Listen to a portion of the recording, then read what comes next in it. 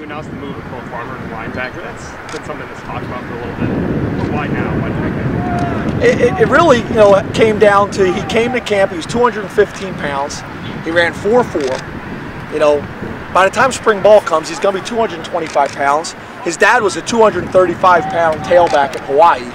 I just think genetics and training table, he's just going to grow into it. And as you guys know, we have some depth concerns at the linebacker position. That gives us another guy that's got the size that we're looking for and has the movement.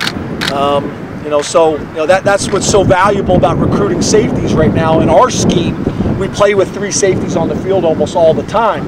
So you know, so those guys are valuable, big, strong, athletic guys that can make plays in space.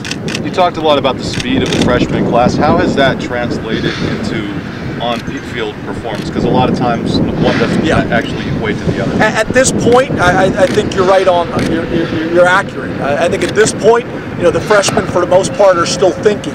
You see their speed in individuals, but it doesn't always show up the way you'd like it to show up during the periods, and that's because they're thinking so much. They're not only thinking about their assignment on defense or on offense, but they're also thinking about how, you know, they got to react to whatever the team they're going against, the defense or an offense. You know, different coverages, different looks, different formations. So you know, that's what we got to do here in the next, what do we got, 16 days or something like that?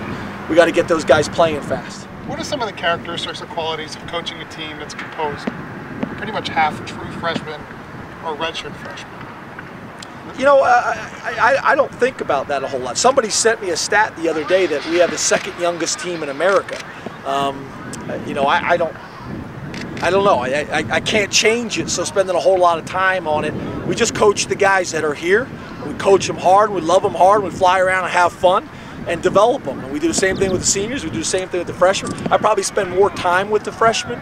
You know, we have brunch on Sundays together. I bring them in at night. We're finishing up class right now because these guys are dealing with a lot of things. They come in right away. They got to adjust academically. They got to adjust athletically. They got to adjust socially. They got to adjust spiritually. The whole package. You know, so spending a little bit more time with them, because one of the things that's important to me is that freshman picture you saw that we took the other day. I want to see that same picture 4 to 5 years from now with those guys walking across the stage and playing some good football for us.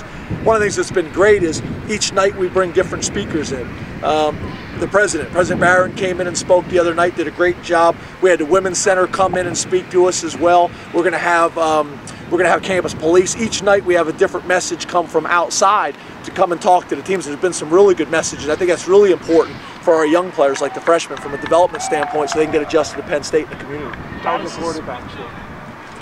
It's not only Hackenberg, but yeah, really good. I've been obviously very pleased with Hack. I think his improvement from the spring and his confidence and his commanded offense, I think across the board is much better. You know, the number 2 battle is interesting.